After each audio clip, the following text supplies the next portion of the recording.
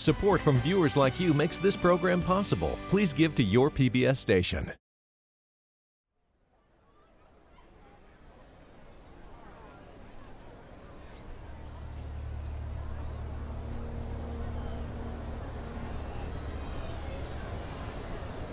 It looks like we're going to get a little bit of rain, so you better cover up.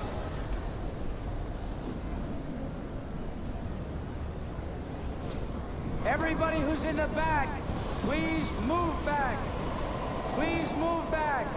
We have to get away from these towers. Put the mic stands down the floor. Cover all the equipment.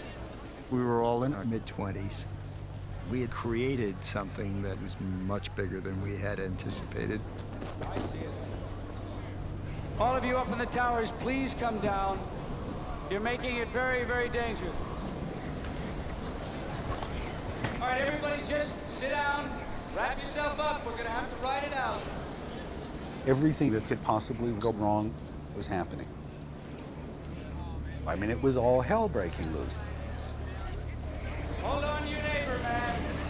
And let's think hard to get rid of it, please. No rain! No rain! No rain! No rain! No rain! No rain! No rain! When you think about it, it could have been an absolute disaster.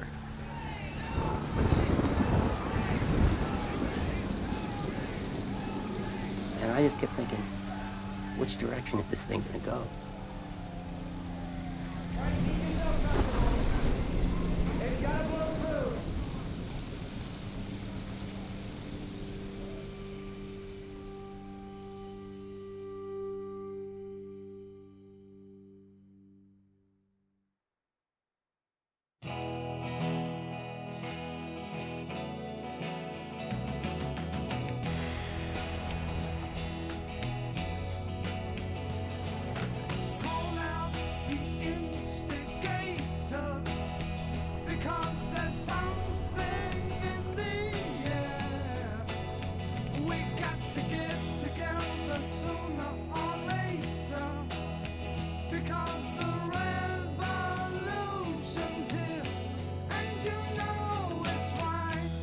We did not plan ahead. We did not plan where we were going to stay. We didn't think about food. It was just like, hey, this sounds like fun. Let's get in the car and go.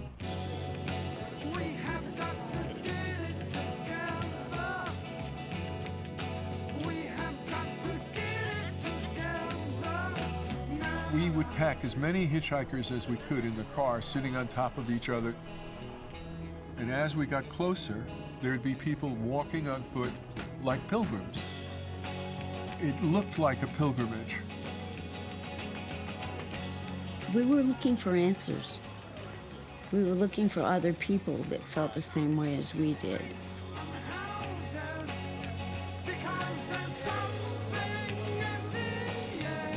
No matter where you looked, you saw people.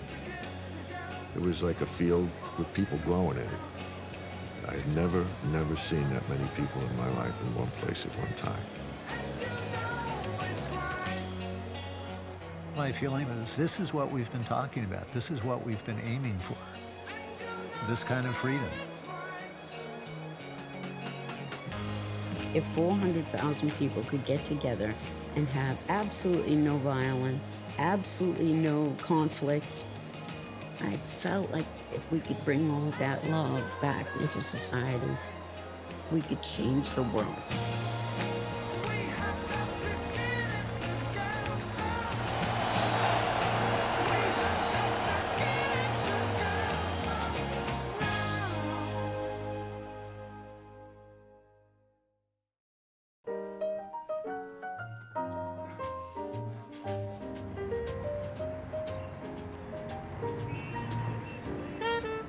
I grew up in New York City, and I came from a wealthy family. My mother died when I was young, so when I was 21, I inherited about $250,000. That was quite a bit of money in those days. I had a job down on Wall Street doing research. When I met John, I had just gotten out of law school and was playing with a band down in the village and at the clubs on 2nd and 3rd Avenue. but I was starting to get a little frayed at the edges. Neither one of us, I think, was really on a career path that we knew was the right one. Joel and I met playing golf. We hit it off, and we thought we'd go into business together, investing this money that I'd had. The denture cleanser you've hoped for is here at last. Start using new effervescent Polident tablets today. John's grandfather founded the Block Drug Company, the maker of Polygrip and Polident. That fortune was the source of the seed money for a recording studio in Midtown Manhattan. Media Sound, which for John and Joel actually turned into their first successful venture. It was because of Media Sound that John and Joel met Michael Lang and Artie Kornfeld. How much do those matches sell for? 65 cents for a roll. Michael had a head shop in Miami, in Coconut Grove, the center of the hippie culture down there. Right there, is that a pipe? Yeah, it's a Turkish water pipe with 2 hoses. In 1968, he moved to Woodstock, New York, about 100 miles north of New York City, and was introduced to Artie Kornfeld, who was vice president at Capitol Records. They called us in early 1969 and said, we're very interested in building a recording studio in Woodstock, New York. We know that you and Joel were involved in building one in New York City. Would you meet with us? We said, sure. When we met them, they were quite different from us, meaning a lot of fringe, a lot of buckskin, and a great deal of hair. John and I were making an effort to look like businessmen at the time, so we couldn't have represented more distant ends of the spectrum. What Artie said was basically that Woodstock was a center for artists, and that a recording studio there would have a natural constituency, and it would be a success.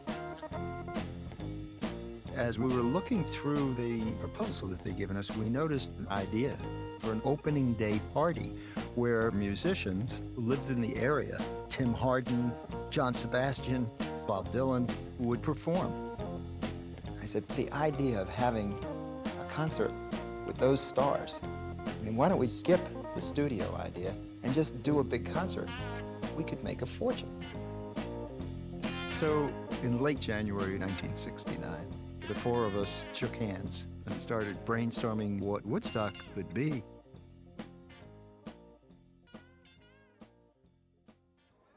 To the hippie youth of today, this is part of their real world. This is the atmosphere of the Monterey Pop Festival. The music is frantic, the sounds are wild, and the mind is free.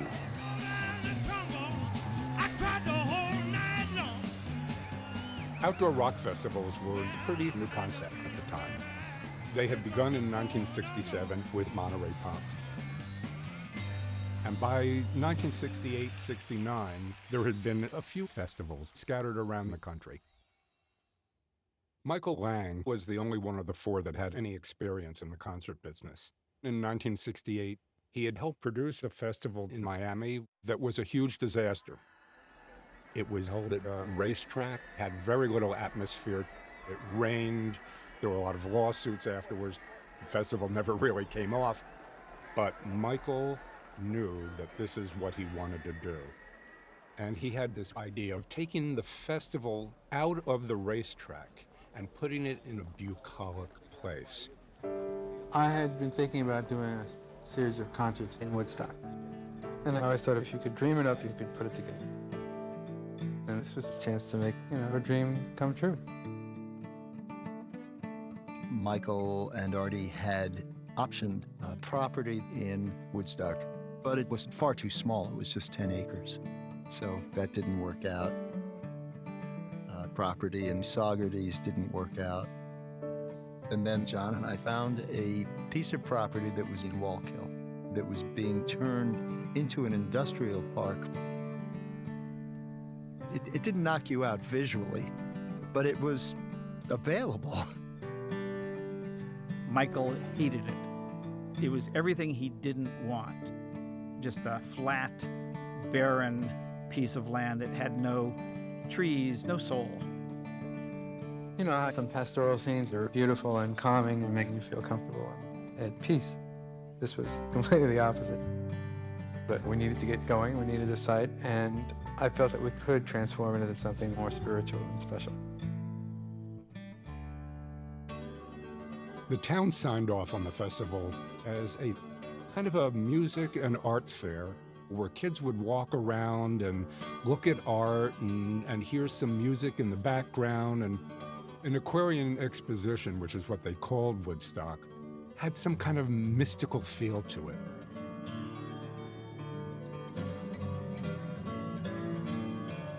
Michael suggested that, like Monterey, we should have a crafts village and an art exhibition alongside the music. We all loved it. It was such a natural add-on to what we were thinking about. We wanted to make it like visiting another world, like visiting the world you were dreaming about if you were a young person. This shining place that you could go to and feel that you weren't a misfit, or that you weren't on the wrong side of a debate, or that you weren't under the suspicious eye of the authorities. For the generation that was coming of age in the late 60s, everything was up for grabs. Young people were rejecting the status quo, whether it was your parents or whether it was your community or the business establishment. This counterculture, as it was called, influenced music, it influenced art, and it certainly influenced the way people dressed. But clearly politics was at the center of the counterculture because the one thing that affected everybody was the war in Vietnam. Last week's casualty figures in the Vietnam War, released today, showed 299 Americans killed, 355... I remember watching the news in 1968 and asking my father, why are we fighting in Vietnam? And his answer was always because they're communists. The enemy has increased... I didn't find that satisfactory. My father had been in World War II in Europe in the Signal Corps. He always made clear that he thought the Army was a great experience and everybody should do it. He just had a very positive view of serving one's country that way. And he did support the war in Vietnam.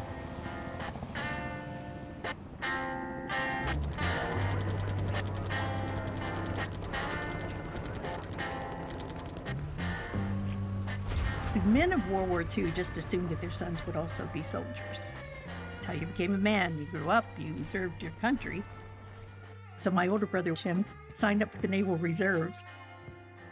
I remember the day that he went to Vietnam and being terrified.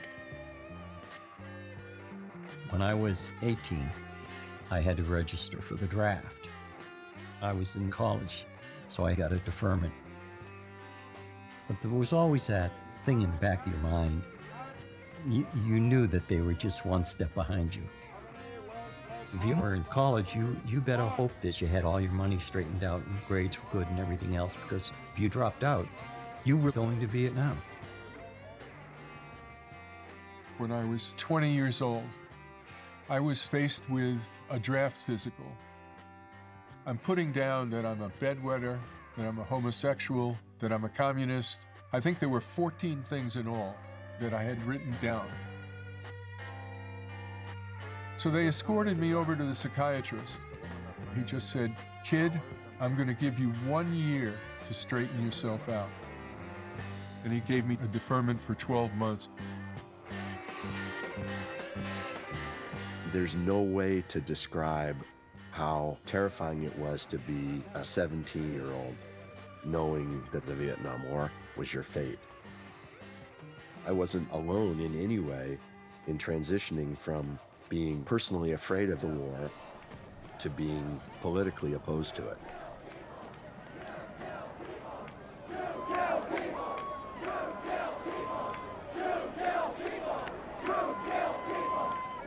I participated in a couple of marches on Washington, anti-war rallies. The war was insane, an insane conflict that made everybody crazy, whether you were fighting the war or fighting against it. Got a revolution. Hey, I'm dancing down the street. Got a revolution.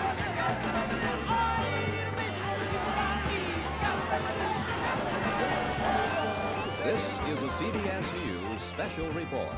And then, on top of everything else, Martin Luther King was assassinated. The Reverend Martin Luther King Jr. was shot to death by an assassin late today as he stood on a balcony in Memphis, Tennessee. When Martin Luther King was killed, I knew a lot of people who just felt we have to do things differently because the way the establishment have done things has led to this. By the time I got to be 16, I was really questioning the way society is structured. I objected to racism. I objected to inequality, consumerism, poverty. I objected to the war in Vietnam. One thing is clear in this year of 1968, and that is that the American people want no more Vietnams. Of course, we had hope for Bobby Kennedy. He seemed to be one of us in a lot of ways. We really felt that he was finally going to be able to change things. I mean, he was out there espousing peace and, fighting against poverty and racism and all the things that we believed in and wanted so deeply. He was our voice. In June of 1968, I was leaving a bar in my hometown. I turned on the radio.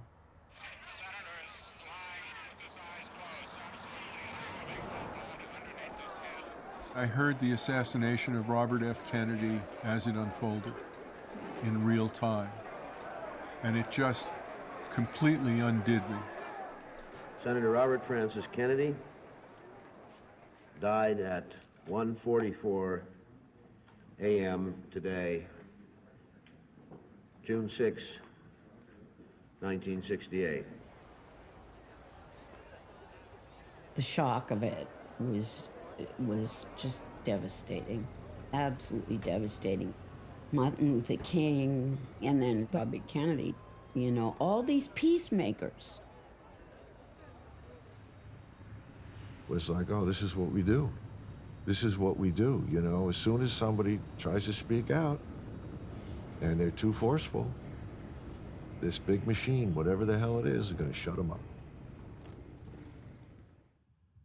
The only thing that we took solace in was music. And there was a lot of politically conscious music we were listening to, like Buffalo Springfield. There's something happening here. What it is ain't exactly clear. There's a man with a gun over there telling me I got to beware. I think it's time we stop, children. What's that sound? Everybody look what's going down. When I was so disillusioned with everybody else's thinking, I could escape into my music. It was such a comfort to me. I hadn't met a lot of people at that time that felt like I did. But when I listened to music, those people were there. Young people speaking their minds, getting so much resistance. We couldn't wait for Saturdays when we could go buy the latest record and then come home and literally lay on the floor and play it over and over and over. My father hated the music. He was always clapping his hands over his ears and just... It's like, damn hippies. Come gather round, people, wherever you roam, and admit that the waters around you have grown, and accept it that Dylan's song, The Times They Are Changing, basically said to our parents' generation, get out of the new way if you can't lend a hand. better start swimming or you'll sink like a stone, for the times they are a-changing. Music had our ideas in it. For my generation, that was the thing, especially our political views.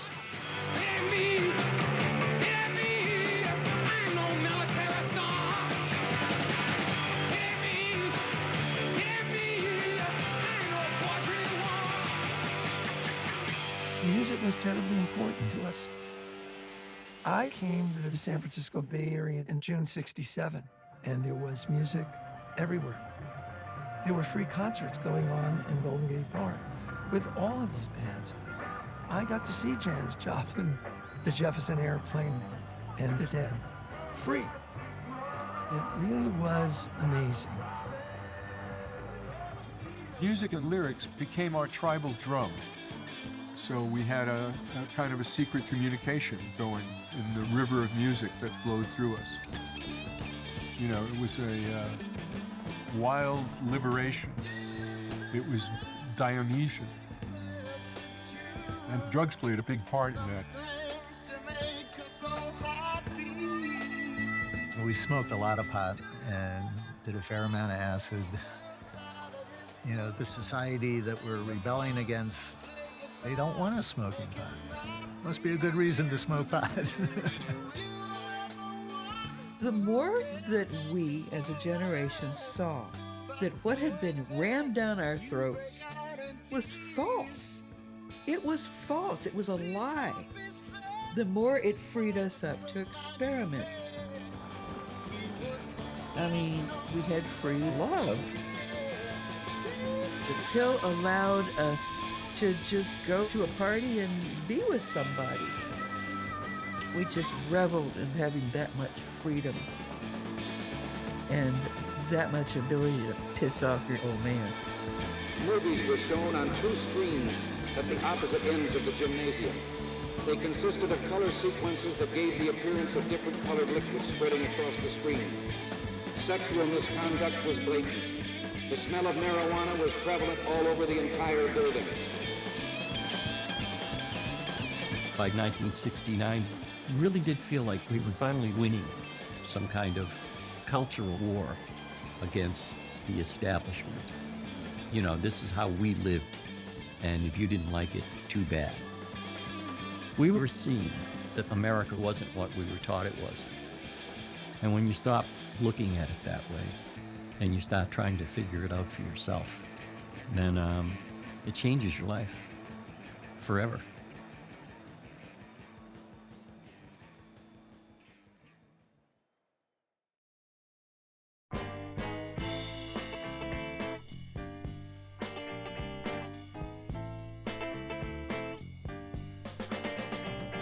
Once they got the permits they needed from the town of Wallkill, the first thing that John and Joel and Michael and Artie did was to assemble a core team to help produce a festival.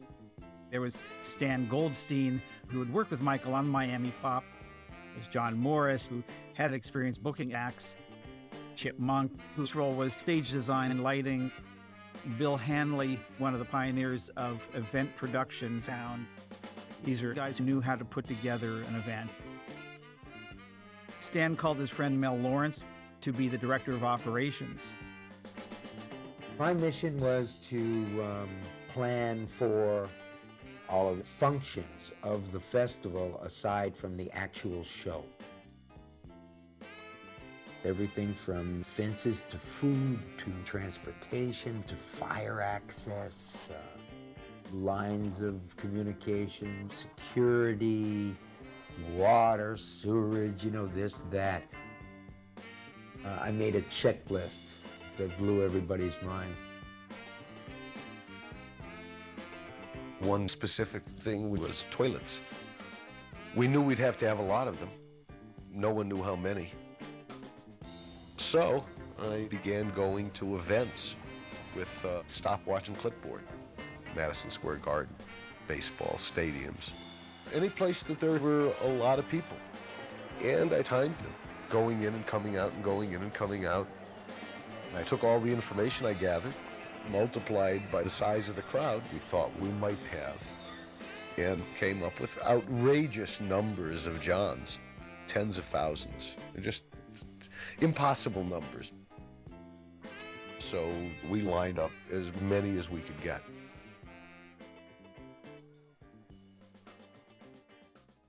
I was in charge of the booking, and Creedence was the first band that we booked. And then we got Jefferson Airplane, Joe Cocker, and 10 years after. We didn't get the Stones or Dylan or the Doors, but we booked a lot of the acts we wanted to, including The Who and Jimi Hendrix.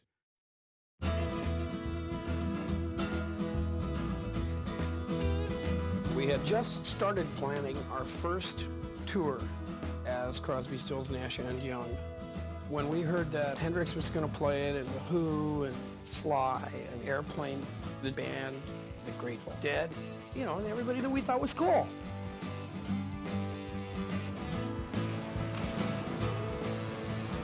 They needed to get the word out about the festival. They had a channel to do that through the alternative press. There was the Berkeley Barb and the Rat and the Village Voice, and word about the festival poured out, not just to New York, where they thought they would draw the most people from, but all across the United States. Woodstock was on everybody's lips.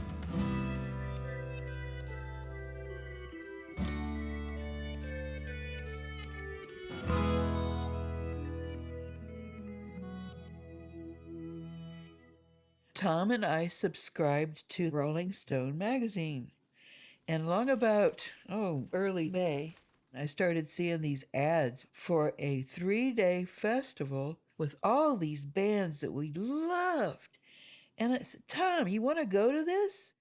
For tickets and information, write to Woodstock Music and Art Fair, Box 9. We heard it on the radio. They were describing this happening to be, and that people were coming from all corners of the United States and apparently abroad as well. I was hanging out at the fountain in Washington Square with my guys, who were all musicians. And then all of a sudden, tickets were being made available. You could buy 1 day, 2 days, or 3. And geez, 3 days. Wow, that means staying there overnight. Wow, what an adventure that would be. We got to do this. It was early June, so they started to build out the Wallkill site. They brought in electricity, they started to lay the groundwork for a stage, and they hired a couple hundred kids to help out. And these kids, they didn't look like anybody else in this town. They were a little suspicious about us, but we just forged ahead. All that did was, I guess, sound the rallying cry for what called itself the Concerned Citizens Committee of Wallkill. They didn't like the looks of the people who were working on the site. They didn't like long hair, rock music, and all that that implied to them. We really tried to practice good community relations, but the Concerned Citizens had the wind up. Wallkill was a pretty conservative place, the way they saw it. These were kids who smoked dope, who had casual sex. They didn't want these hippies in their town. John and I were having dinner in New York City when the town of Wallkill passed an ordinance saying you can't have a gathering of more than 5,000 people. Essentially, it just legislated the possibility of a festival on this property out of existence. But we had already sold so many tickets and hired so many bands, we couldn't turn back at that point. It was like being on a roller coaster that had just crested the rise, before that first enormous plunge. I contemplated the abyss of a total wipeout and thought, well, let's not declare bankruptcy, let's throw this festival.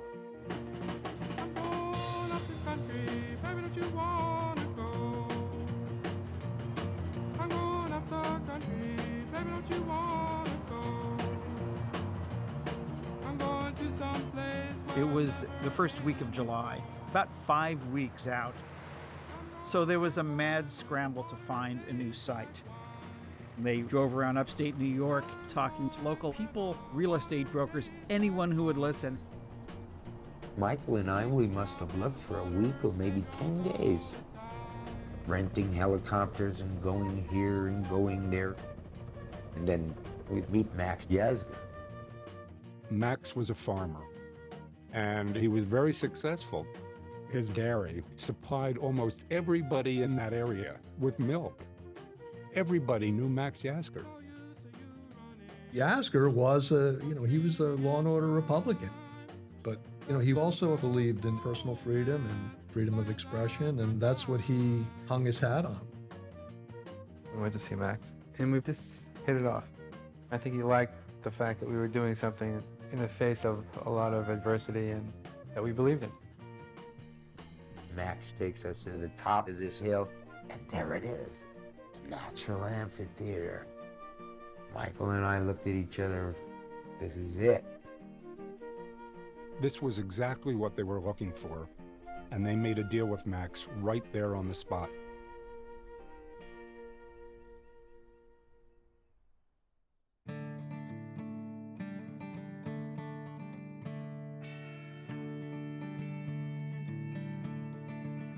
Joel and I went up to get some kind of a handle on the town politics. We sure didn't want to get into the same problem there as we had in Wallkill.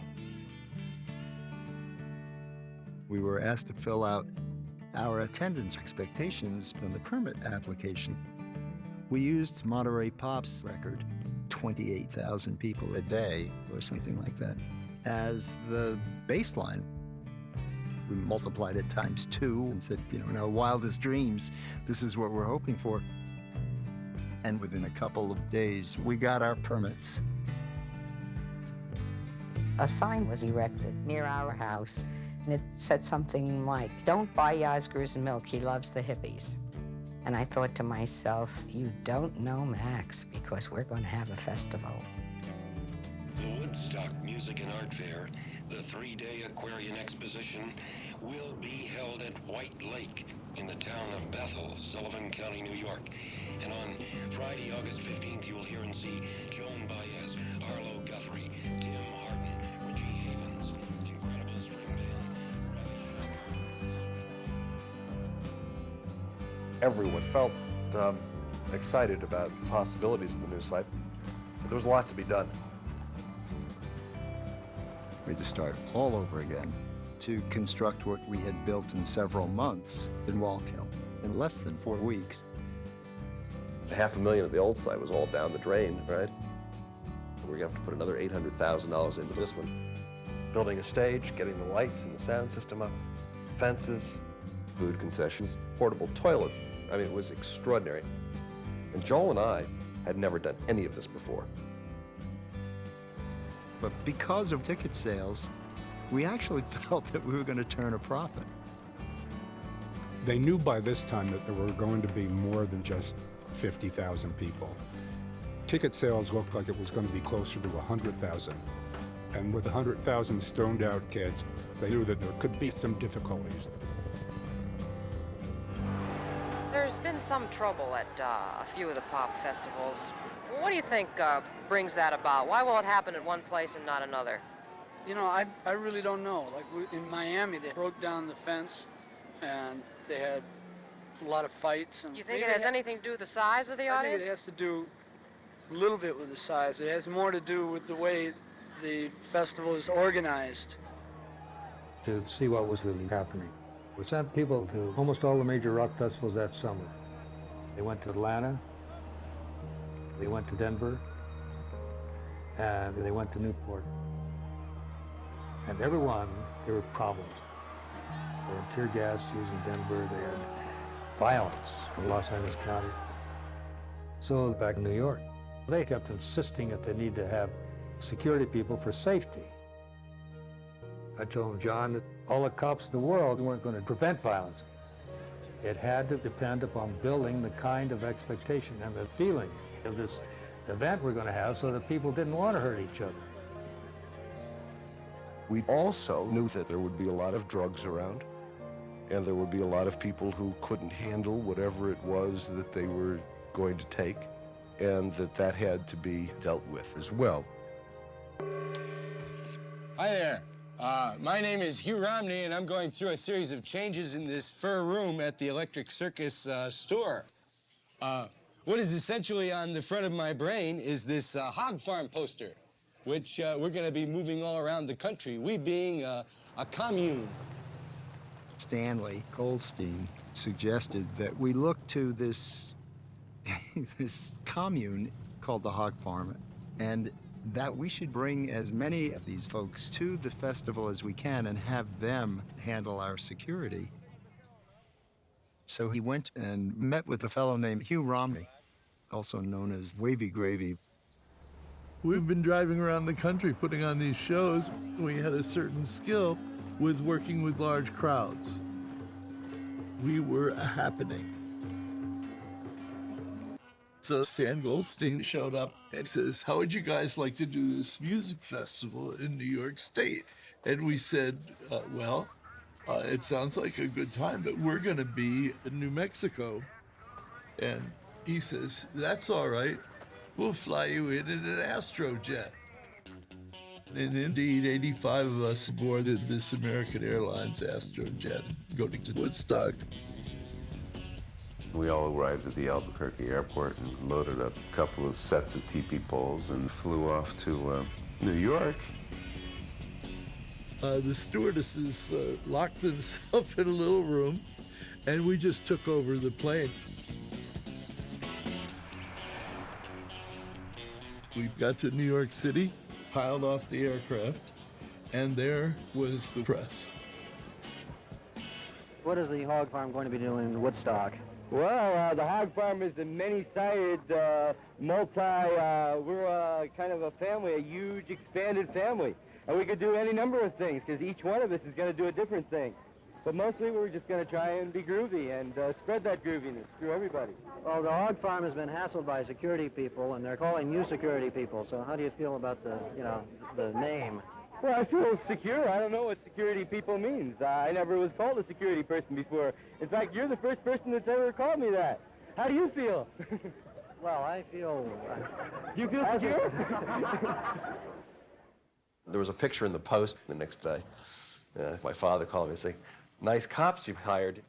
He thought that I was really out of my mind to be involved in this thing.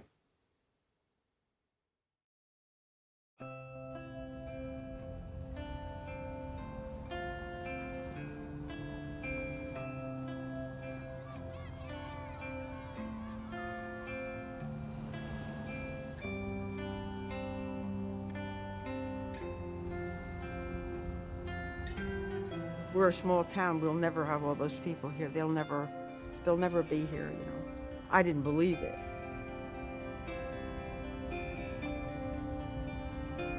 That's all you heard on the radio. Woodstock, town of Bethel, Woodstock, you know. And we're all laughing, you know. And the guy comes to me and says, look out, this might be something bigger than you thought. I'm here all my life, you know. They're talking about hundreds of thousands of people and so on and so forth. We never saw that in this town.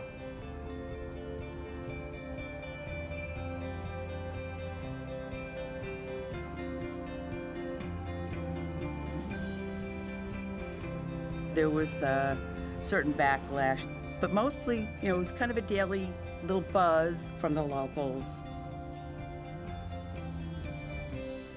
We started to hear rumors that this thing was more or less out of hand because no one knew the amount of tickets that were sold. One time they said 25,000, and then it was, all of a sudden it's 50,000, then they don't know, and it got to a point where you started to get a little worried about it.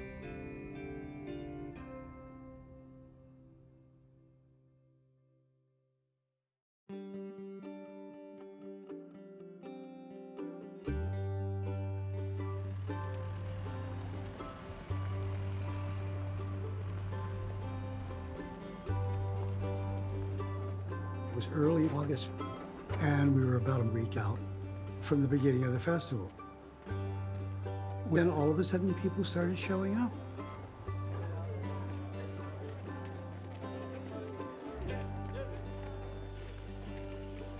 About a week before, they started showing up in small groups and camping and so on. And the thing that Max and I were trying to figure out is they hadn't gotten the fence around the field. And we thought, boy, they'd better rush and do that if they want to sell tickets to this thing.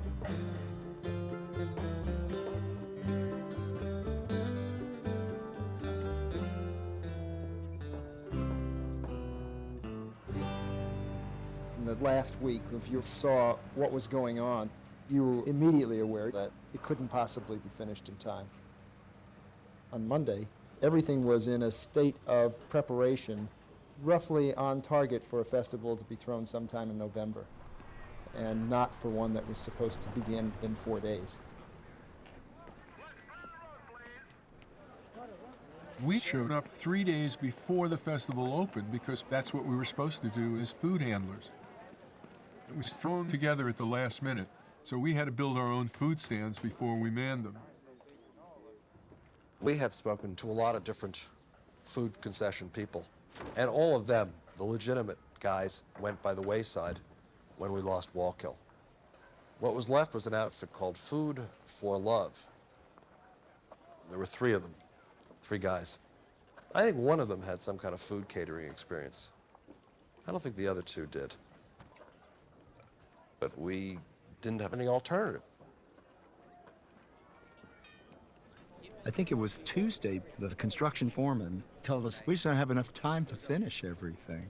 So which would you like to have us finish, the gates and the fences or the stage? We don't have enough men and material to do both. I remember thinking, if we don't have gates and fences, then we're not going to collect tickets, we'll be bankrupt. And if we don't have a stage, we'll be in jail because there will be 100,000 kids running around with nothing to do for 3 days. So that was the answer. The answer was build the stage.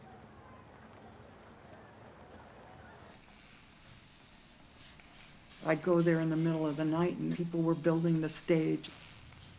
It was going 24 hours.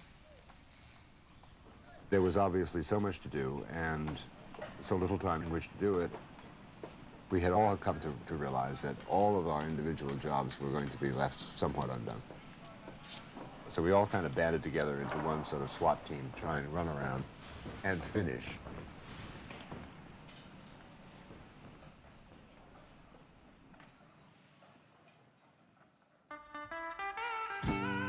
I quit my job at the restaurant in Ocean City with no notice. I just told them that I wouldn't be in anymore. And they said, why? And I said, well, I'm going to Woodstock. We didn't get on the road till around noon.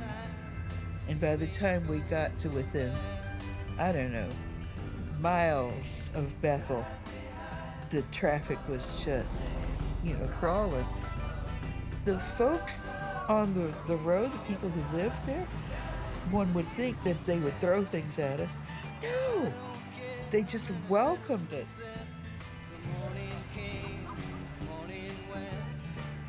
Never before in my life did I feel so much anticipation. This is going to be so cool.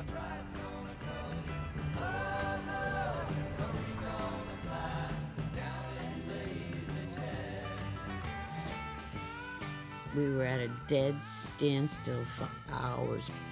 People just got out and sat on the cars and started talking to each other, getting to know each other. Starting long conversations about politics and about the music. Before long, we felt like we had hundreds of best friends. We were sitting on the back porch, and my God, the traffic, all of a sudden it started. And I'm telling you, it never let up. We just opened the one door, but you couldn't let them in. It was impossible. And we let 40 or 50 people at a time. They'd get their groceries or whatever they needed, let them out the back, and then open up the door, let another 50 in. And these people, some of them walk 4 and 5, 6 miles. Where's the Woodstock? Where's the Woodstock? This sight is hard to believe. We're over White Lake, in the midst of this music festival encampment. We're up over the trees now. We're coming in over. We were on the state highway, and cars were stopping. And we realized that this was parking for the concert. So we got out of the car and started walking, and we saw people setting up lawn chairs to watch this spectacle. It looked like this whole part of New York State was just being turned upside down by this event. The traffic is terrible.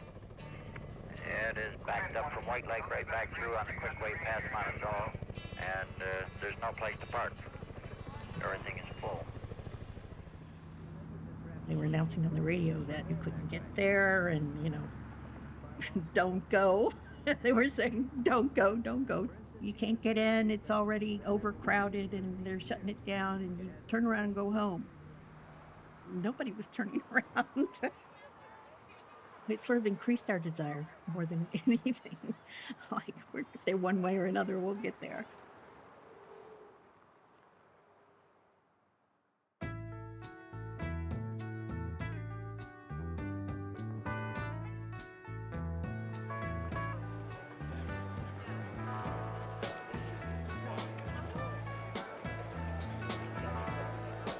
Love is but a song we sing,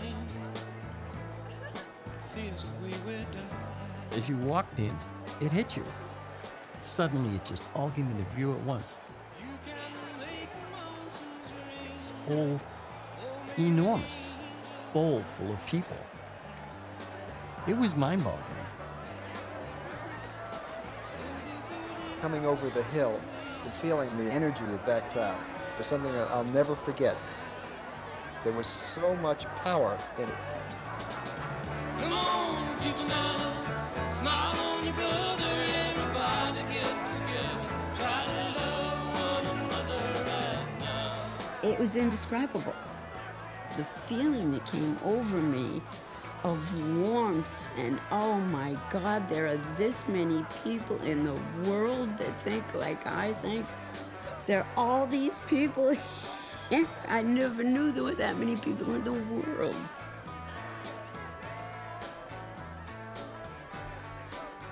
Once we got there, the fences were just trampled. We walked up that hill and we saw, all these people our age, looked like us, dressed like us, us. I mean, it was like, meeting your brothers and sisters. It was really beautiful. Come on, people now, smile on your brother, everybody get together, try to love one another right now. Right now, right now.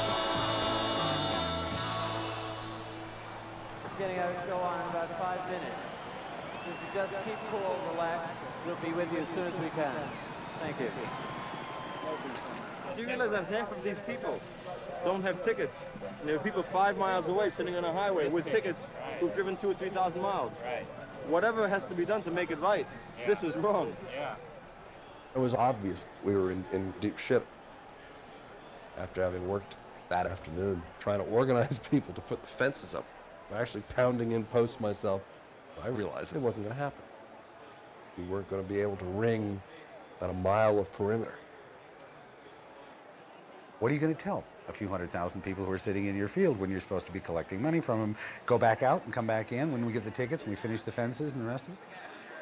You are now giving the world's greatest 3-day freebie.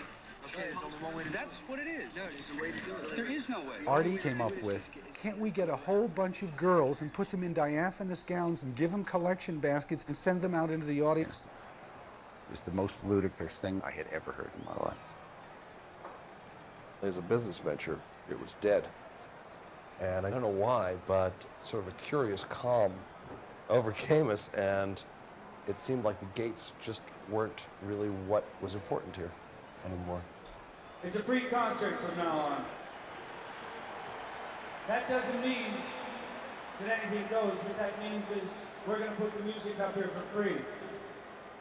What it means is that the people who are backing this thing, who put up the money for it, are going to take a bit of a bath. A big bath. That's no hype, that's true. They're going to get hurt.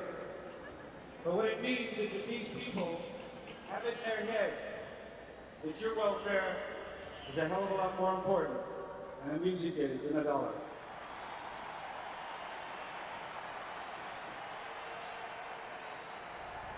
The roar that went up from that crowd was incredible. Despite its roots in trying to be a capitalist enterprise, the concert was liberated. You don't even have to bother bringing your tickets or anything because they aren't going to collect them. There's no way they can.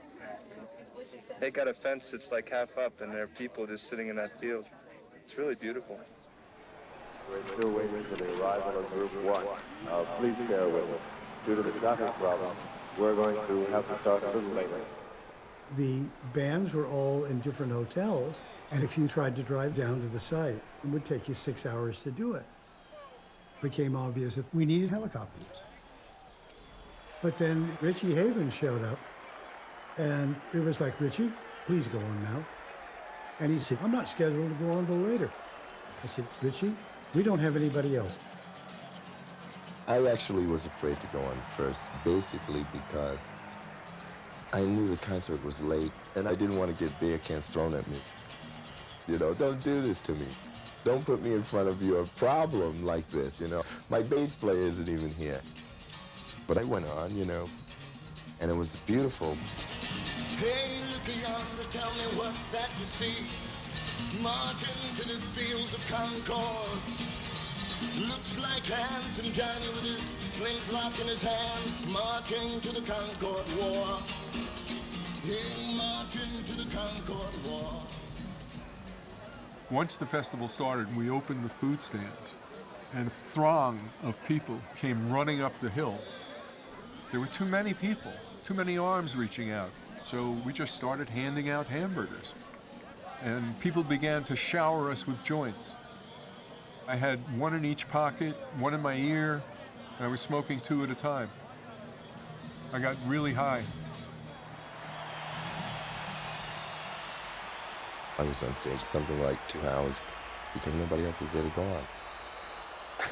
I did about 5 encores, you know, till I had nothing else to sing, and then Freedom was created right there on the stage. That's how Freedom was created. On the stage was the last thing I could think of to sing. I made it up.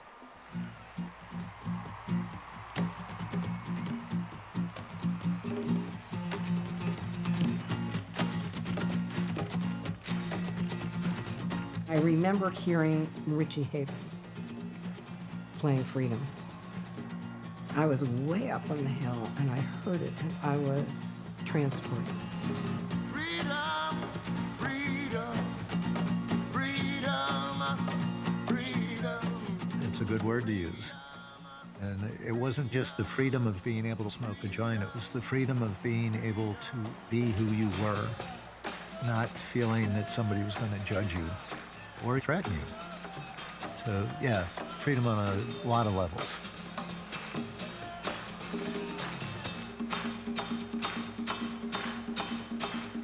I left the backstage area and I went into the crowd and I went up and I got in the middle of the crowd, and that was like, wow, look what we've done. We actually pulled it off and it's happening. What better way to start than with the beautiful Richie Havens? The audience reaction was just wonderful. It just brought the spirit right up and you felt, okay, this is gonna work, we're gonna be okay. And then, thank God we got the helicopter rotation working and started to get people in. We apologize for the noise of the choppity, but it seems there are a few cars blocking the road, so we're flying everybody in. Once the artists started arriving, the first band to go on was Sweetwater, followed by the acoustic acts.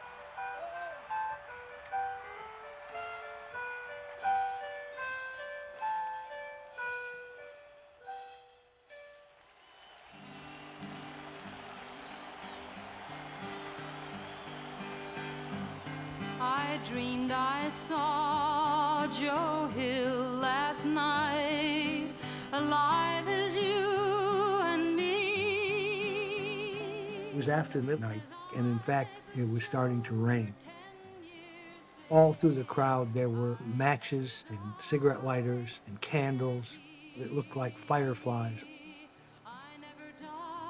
The field was illuminated, not as bright as the blue light on Joan Baez on the stage, but the immediate impact was the size of that crowd.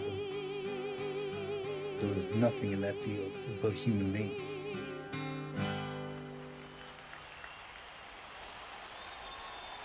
Joan Baez was just wonderful. She ended that night in a drizzle. I looked out in the field and saw all these people, and it was like, let's go to sleep. maybe the best thing for everybody to do, unless you have a tent or some place specific to go to, is carve yourself out a piece of territory, say goodnight to your neighbor, and say thank you to yourself for making this the most peaceful, most pleasant day anybody's ever had in this kind of music. Joel and I got on the Hondas. We rode up to a hill that was, maybe a mile away from the stage. And in the distance, you could see hundreds, thousands of little campfires. It was like an army at rest before an enormous battle the next day. It was really beautiful. That moment has stayed with me forever.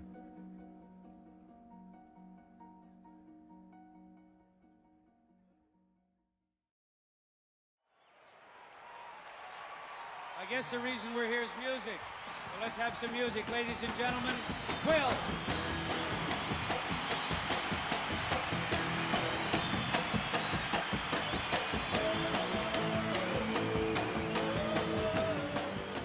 The first day of the festival, there were a lot of people there, maybe 250, 300,000 people. That was the folk day. The second day of the concert was a rock and roll day. That's when everyone showed up. They wanted to see The Who, the Airplane, the Dead later that night. So the crowd grew by about 100,000. Holy shit, this thing is way beyond what we ever could have imagined. We just felt like we were going to get crushed up against the stage, and we didn't really want that. So like a lot of people, we just decided to go out exploring, walking around to see what was going on. On the periphery of the crowd was a 2-lane highway of people, and it never stopped moving for the entire festival.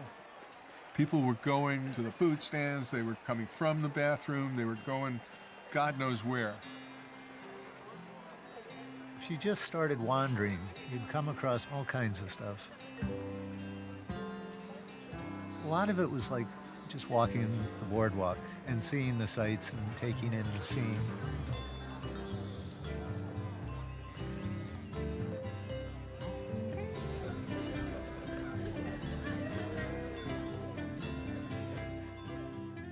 Walking around, I remember thinking, holy shit, there are a lot of breasts here.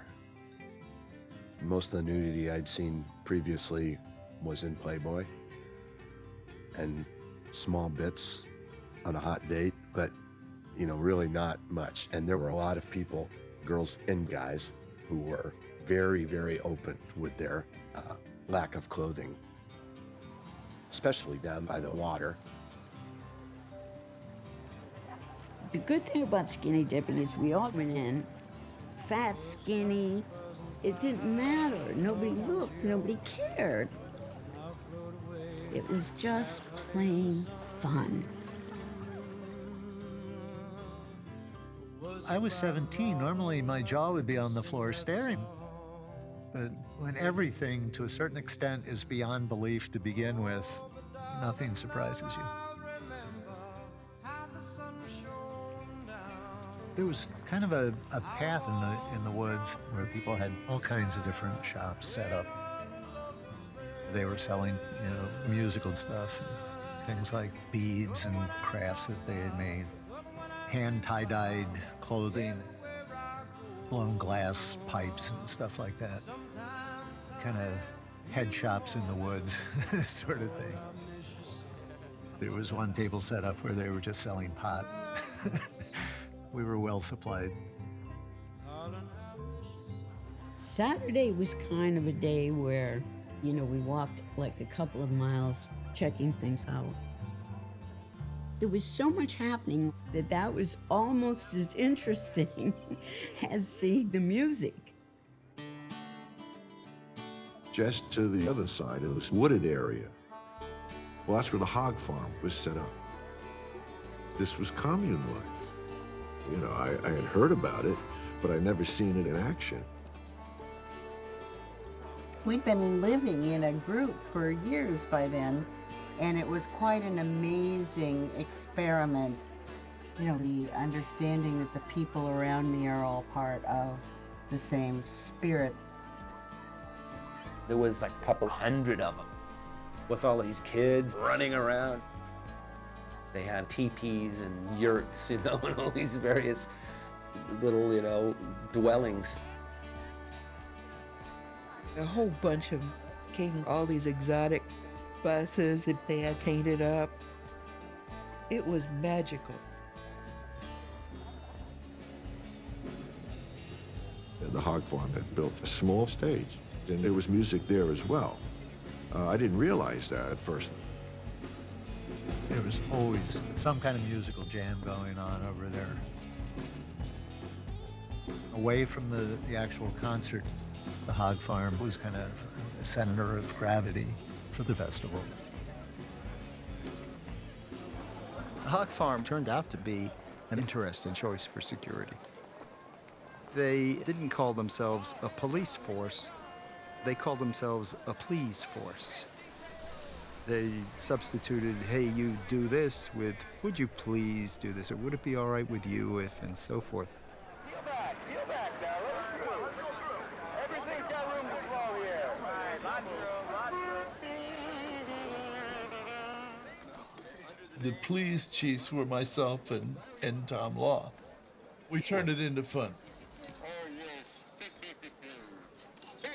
They gave a nice flavor to the festival. We paid them $18,000. Remember that. I don't remember paying them anything.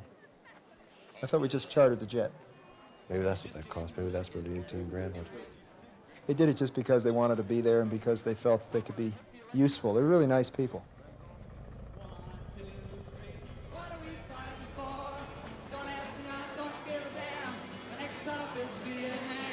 In the afternoon, I kind of wandered back to the concert. I was determined I was not going to miss all these incredible people. Now come on, mothers throughout the land, pack your boys off to Vietnam. My boyfriend was draft age. And, we had this future planned out, and it certainly didn't include him coming home in a body bag. And so, when Country Joe McDonald got up on Saturday afternoon, we were right there with him. And it's 5, 6, 7, open up the pearly gates. When I ain't no time, wonder why, whoopee, I'm gonna die. All right. We were 400,000 kids on a hillside who all were vehemently against the war. And, for me, it was like, these are our people. We found our people.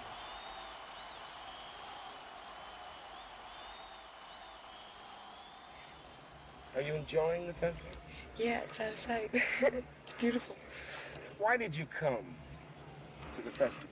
To see the best music in the world, man.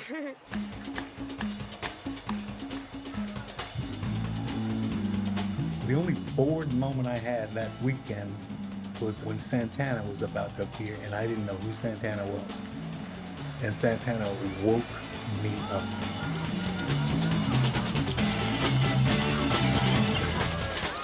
You got drawn into this music. The song was Soul Sacrifice, which most of us had never heard before.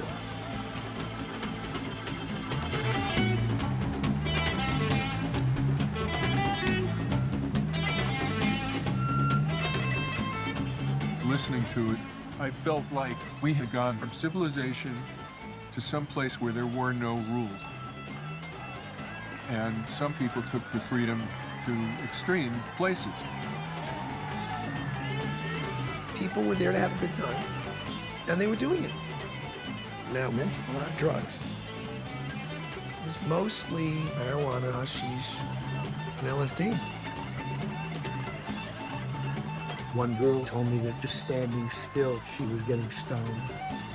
And my guess was that within 1,000 feet of the stage, everybody was stoned.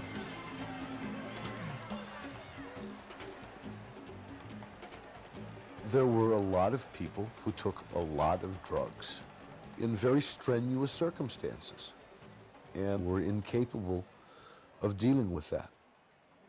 The freak-out tents were oases. Wavy Gravy and the Hog Farm were taking care of bad trips.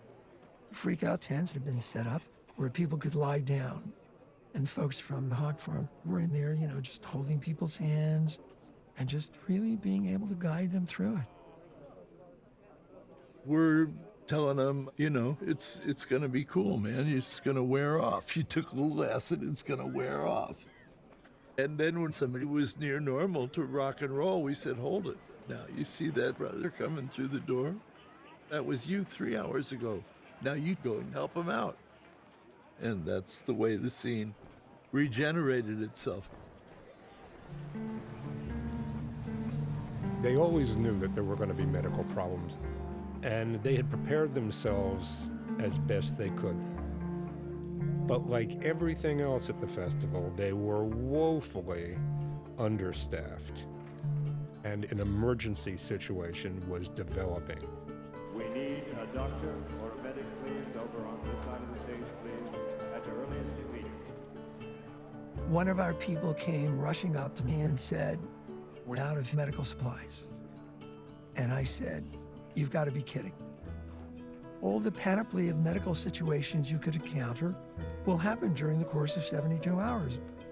It's just what happens in a city of 400,000 people. This is a medical disaster in the making." Leaving aside for the moment those people who were diabetics, who needed insulin and so forth, the casualties were mounting.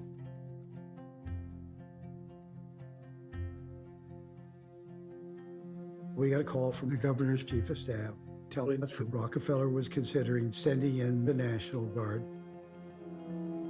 Nelson Rockefeller's office, he was the governor at the time, was in pretty constant communication with the festival people. And Rockefeller was always threatening to send in the troops.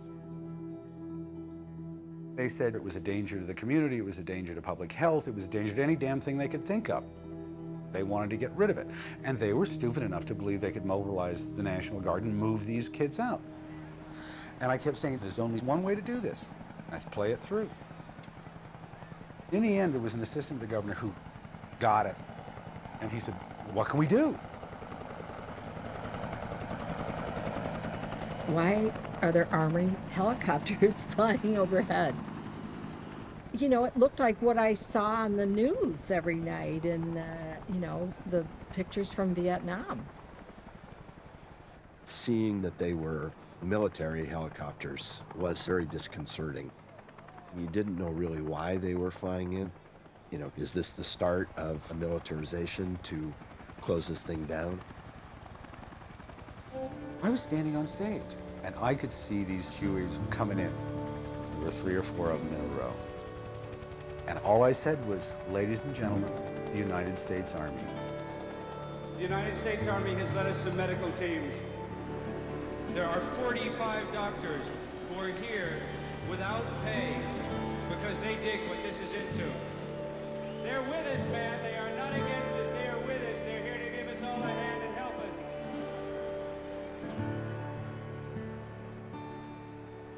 That sound system was the only source of communication we had with the audience. Elliot from Harvard, the hitchhikers you picked up need the pills from your car. Please go to the information station right away. What started happening was people would bring messages to backstage, and we did as many of them as we could in between performances. City McGee, please come immediately to backstage right. I understand your wife is having a baby. Congratulations. Wheat Germ, Holly has your bag with your medicine. Please meet at the information booth as soon as you can, please. The information booth became a center, and we just said to people, if you're looking for somebody, you got to go up there. Everybody would put messages on it. So if you're looking for somebody or you're trying to get a ride home or whatever, you could stick stuff up on there. Larry Alexander, cousin Al is sick. Meet near the information center. We took a lot of phone calls from worried parents, wondering what was happening up there. And, you know, if it was like call home, we could relay it to the stage. Helen Savage, please call your father at the Motel Glory in Woodridge. I definitely wondered if my parents were watching and what they thought. Because after Friday, I had no contact with anybody from the outside world. The Daily News. In rather large headlines, Traffic uptight at Hippie Fest. The stage announcements really became our news radio, how we found out what the outside world was paying attention to. And they would have thought it was an utter disaster from what they were seeing in the news and stuff.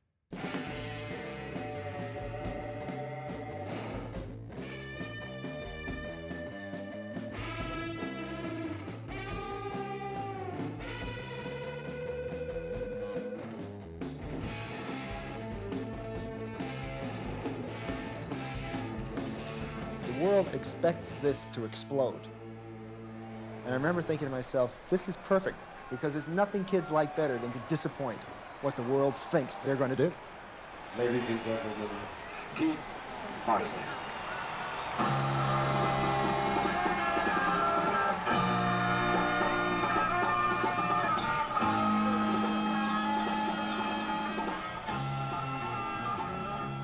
Late afternoon, the sun came out and it was hot. And we walked around a bit because we got hungry. And we quickly discovered there was no food. All the booths were out of food. There was nothing. We ran out of food. Delivery trucks could not get through the traffic jams. So there was no more food, no soda, no burgers, no hot dogs, no nothing. And then word spread very fast. Sure, there was a sanitation crisis and there was a medical crisis, but when the food started to go, the producers knew that this could turn into an even more immense problem. But something really incredible happened. The people of White Lake and Bethel literally went in their pantries. Anything that was in the refrigerator, anything that was in the freezer, anything that was in the house, they contributed. We got word over WVOS that a lot of kids didn't have anything to eat. Stuff was taken over to the school and they flew it to the site. I have a 19-year-old myself, and I felt that you got to give them a fair shake here. Kids are hungry, you got to feed them. Those helicopters were going over constantly. And also a lot of the neighbors were involved in efforts to make sandwiches and get them to the helicopters. It was on the radio, bring whatever you can, and I decided to send eggs because it's an egg area. I tapped people for donations. I said, look, give me cases of eggs. So we hard-boiled hundreds of thousands of eggs. We would never have said, we don't want any part of you leave, I don't care if you're hungry or starving. That was not our communities. Maybe we were hicks, but we did go, as the Bible says, welcome the stranger. They were hungry. We fed them. Helicopters came in with anything people wanted to donate, like little bags of picnic supplies, or green beans, even a tiny can of olives. You know, I just, yes, bring it on. We can take it and make it into food for the masses. The hog farm was set up, these huge kitchen, and they were boiling brown rice and frying up vegetables, and it was fabulous.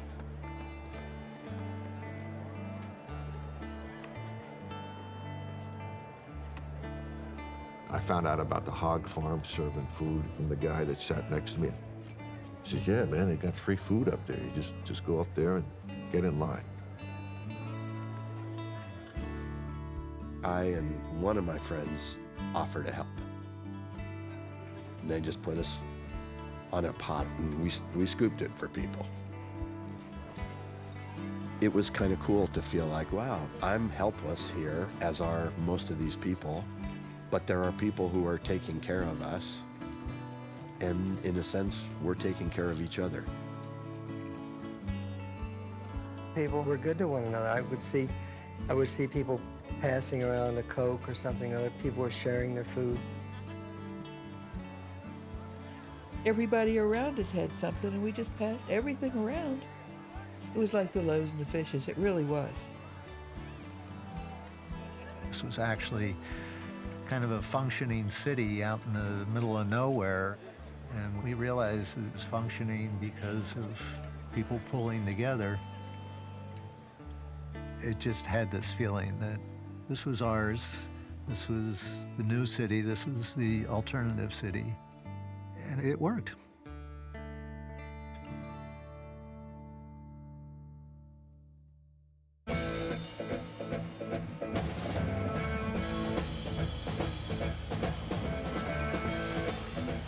Saturday afternoon, the show was good.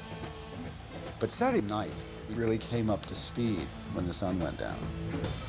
Well, the little red rooster told the little brown hen, meet you at the bar about 10:30, singing, let's do the boogie.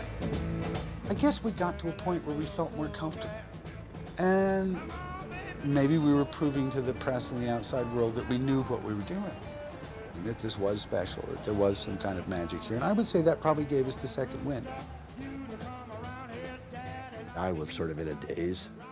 You've been listening, watching music starting in the afternoon and going pretty much all through the night. There's no way you couldn't get oversaturated with the stimulus. For me, the most memorable performance that night was Sly and the Family Stone. Music, yes, but the crowd and just feeling this incredible electricity. I mean, it was the middle of the night, and everybody was up dancing. It was just a pulsing hillside of hundreds of thousands of people.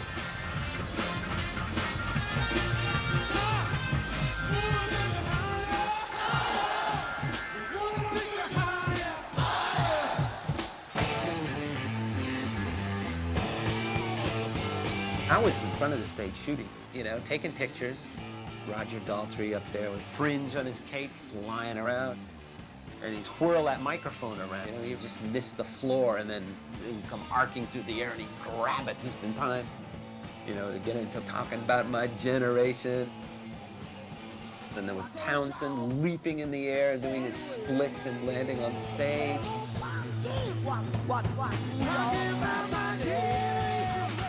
Talking about my generation, and that was my generation. When they sang that song, they, you know, elicited this clarion call, and we went, rock and roll. Our generation, baby.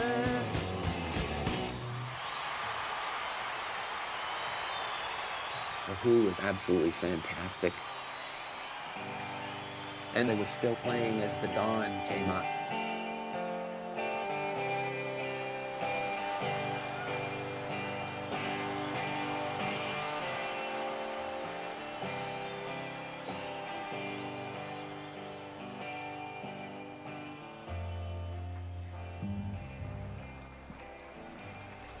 All right, friends, you have seen the heavy groups. Now you will see morning maniac music.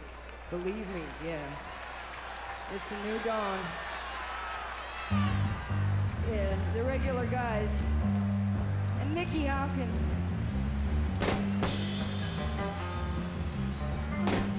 I could barely remember our performance because it was 6:30 in the morning. We just went out and played as best we could. We were pretty burned, though, by the time we got on stage. And you could see there was a lot of people just asleep. And the fires were starting to go out and people were crashing. I was walking around, everybody was sleeping. I mean, people were horizontal all over the place, you know?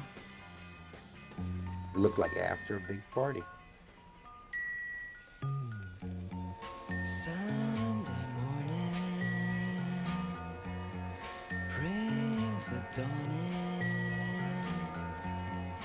It's just a restless feeling by my side. Watch out, the world's behind you. There's so Good morning. What we have in mind is breakfast in bed for 400,000.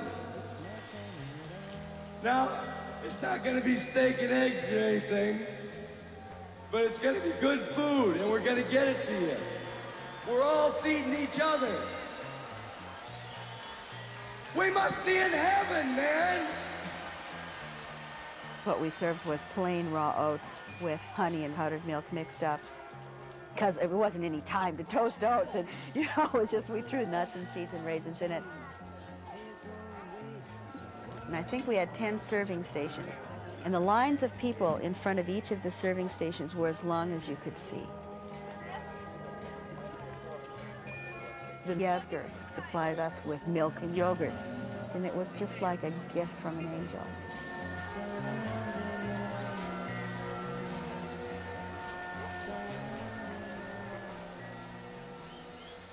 We have a gentleman with us. It's the gentleman upon whose farm we are, Mr. Max Yasgur. In the early afternoon, Max came down to the stage. He said, "I'd like to speak to the crowd." And I said, "I think the crowd would very much like to meet you."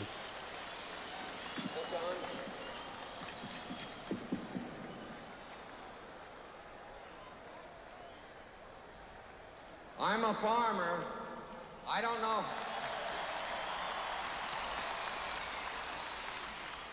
I don't know how to speak to 20 people at one time, let alone a crowd like this.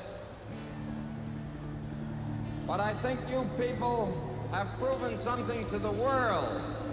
Not only to town of Bethel, or Sullivan County, or New York State, you've proven something to the world.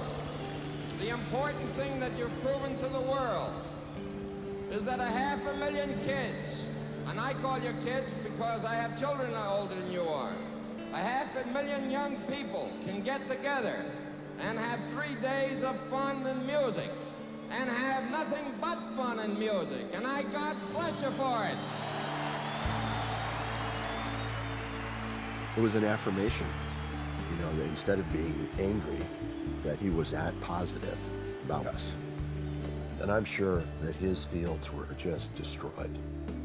But if a conservative upstate New York farmer could feel that way, well, that was pretty cool.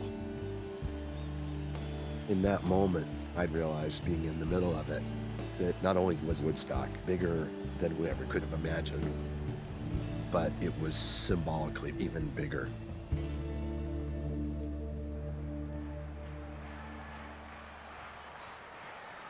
Ladies and gentlemen, Mr. Joe Cocker, let's go for Sunday.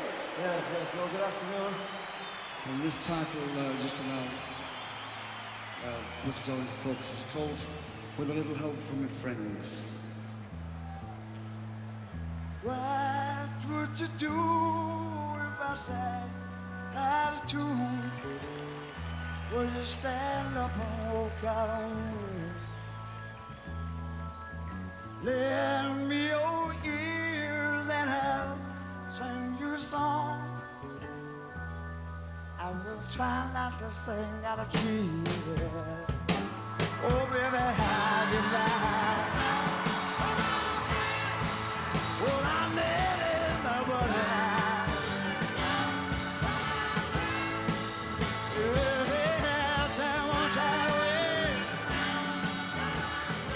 I really liked what Joe Cocker was singing about, because in one sense, I had 450,000 friends.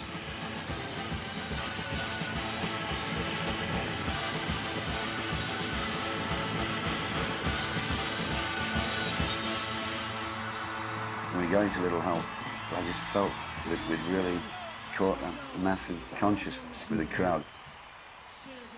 It was a powerful feeling.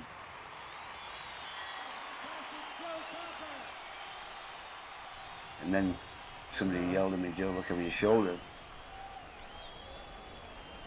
It was hot as could be. And you look up in the sky behind the audience and you can see these black clouds like Armageddon coming at you. It looks like we're going to get a little bit of rain, so you better cover up. All of you up in the towers, please come down. You're making it very, very dangerous. Hanging on these big light stands were a bunch of kids who had used them to get a better perch to watch the show from. People screamed, "Come down, get down from there." All right, everybody just sit down, wrap yourself up. We're going to have to ride it out. Jody, get off the stage. Get off the stage. I mean, all hell started breaking loose. And then Barry Melton of Country Joe and the Fish grabbed a mic.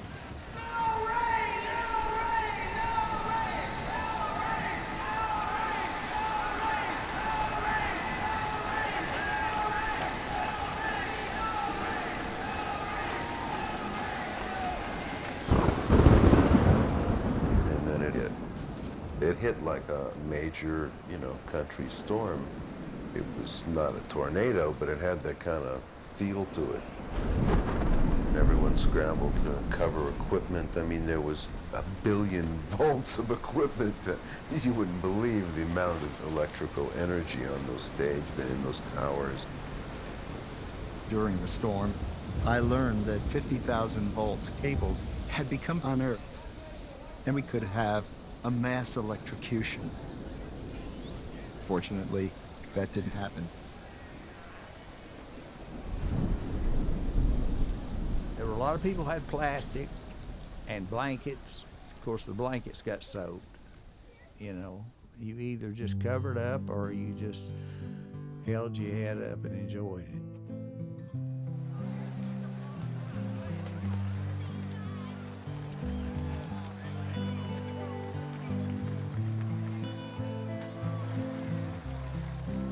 The outside world thought it was a disaster area. Well, that's not what we thought. And so people started playing in the mud like children. It was like they were 6 years old going down a water slide in their front yard.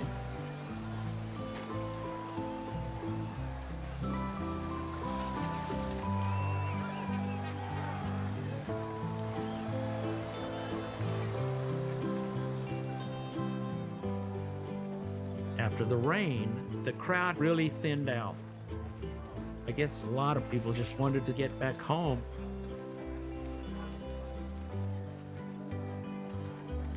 I had to go to work the next day.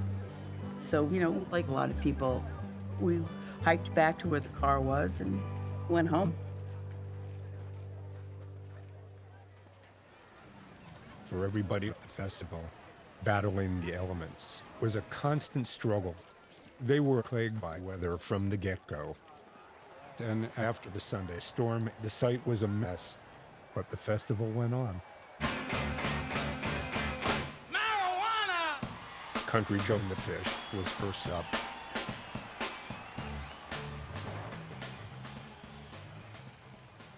There were a lot of great performances that night, but I think the one that really stood out for most people was Crosby, Stills and Nash, because it was their first time they had ever performed together.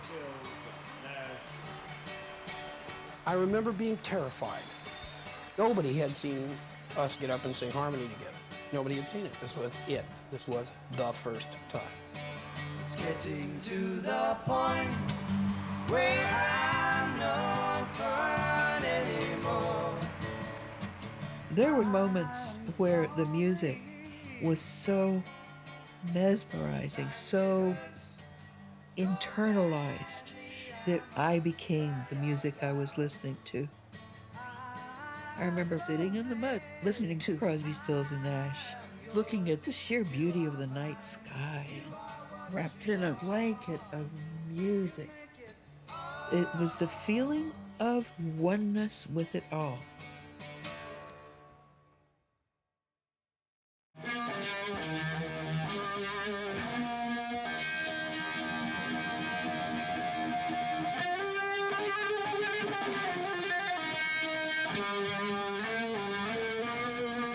The last morning of the festival, I'm wandering through people rising up out of the mud, and this amazing music suddenly, it was Jimi Hendrix just filling my ears with the wonder of the national anthem.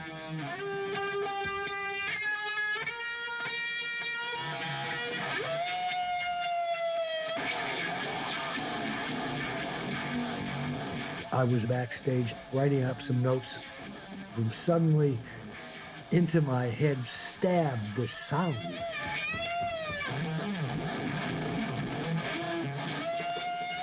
It sounded exactly like rockets, missiles, and bombs bursting in air. I'd never heard anything like that in my life.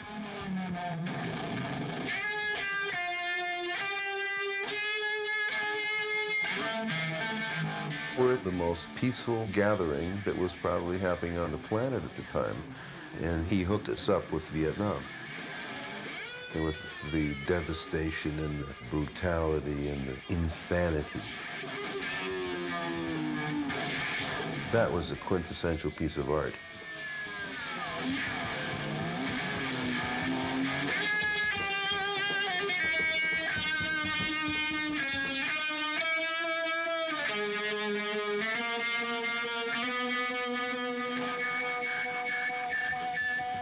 There was an essence that is indescribable. You can feel it in your body.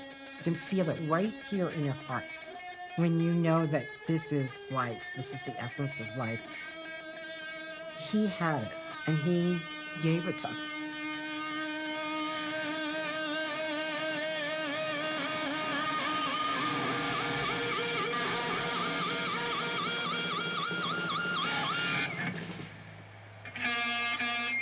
Everybody was so still. Most of the crowd had left.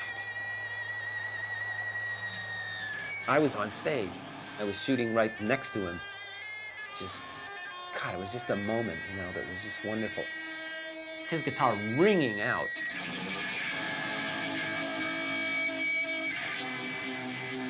And then suddenly, it was all over.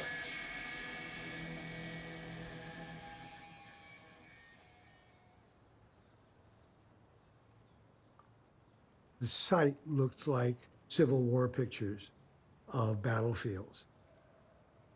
I was terrified I might find somebody dead. And so I walked all of the site, and it stank. It really stank. There were just a few people wandering around. Nobody injured, nobody dead. Great relief. And then we started the cleanup. What was left behind was this incredible sea of soggy, wet sleeping bags and cardboard boxes and tents that were all, knocked down and trampled on. All this flotsam and jetsam. We stayed for a while, helping clean up trash. There were a lot of people out there helping clean up.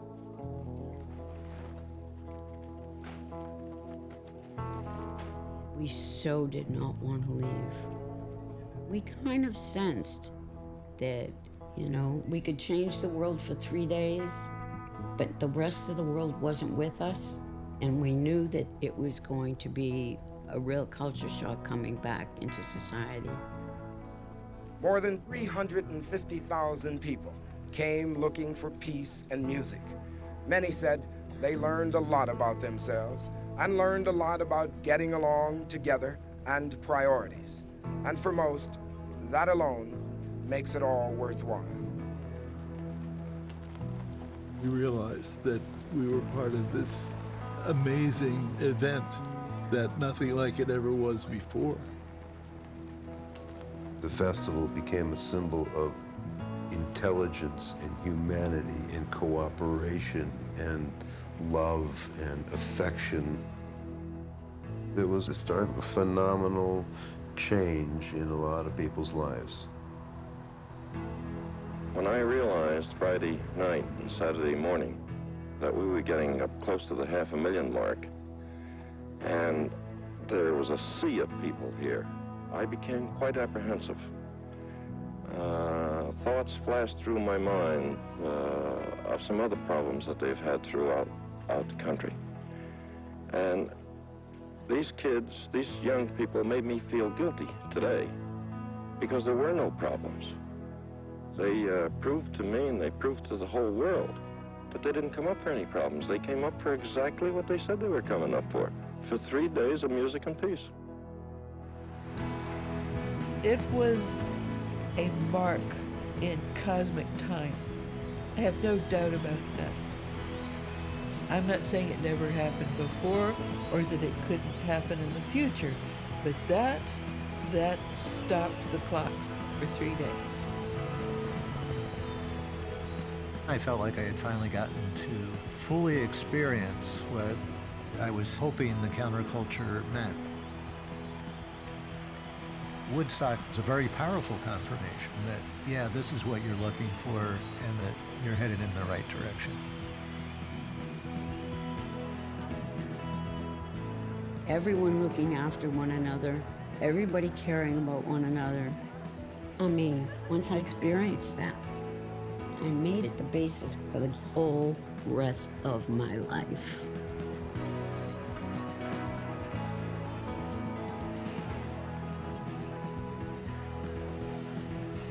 At Woodstock, we tried to let the audience know in every way that we could that we believed in them, that inside them was a loving nature, decency, and a fineness of spirit. You can forget it sometimes, but very few of us want to be other than that. Just need the opportunity.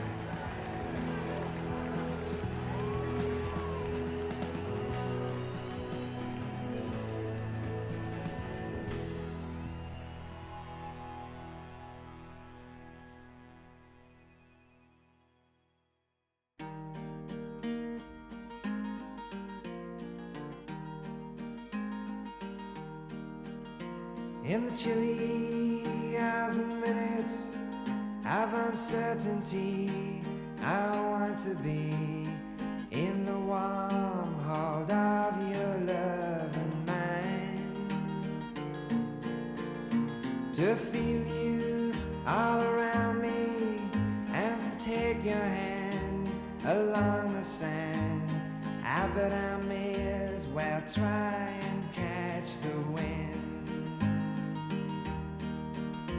When sundown pales the sky, I want to hide a while behind your smile. And everywhere I look, your eyes are fine. For me to love you now would be the sweetest thing. 'Twould make me sing. But I may as well try and catch the wind.